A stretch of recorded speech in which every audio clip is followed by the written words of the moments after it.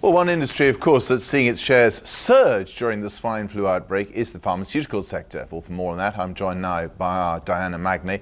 Diana, you actually visited the headquarters of Roche Pharmaceuticals in Switzerland. They produce one of the most well-known anti-flu drugs, antiviral drugs, tamiflu. How ready are they for the threat of a global pandemic?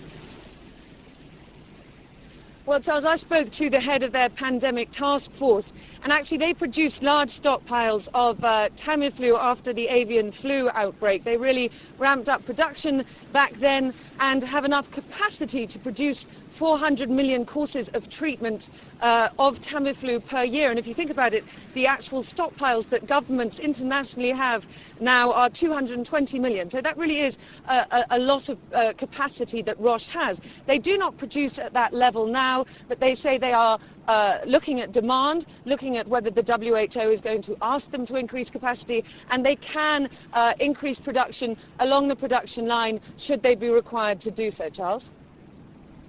How effective, though, are Tamiflu, which obviously is the Roche version, and Relenza, which is the GSK, GlaxoSmithKline version? Well, this was one of the criticisms of both those antivirals after the avian flu outbreak, was that they weren't actually effective enough. Now, Roche says that is because they weren't deployed within 48 hours of first seeing symptoms. Let's hear what David Reddy, who's head of the task force at Roche, has to say about that. If there's one thing we learned from H5N1 that might apply to a new influenza strain, is that the time from the onset of symptoms to a patient receiving treatment is absolutely critical and could determine the response they have.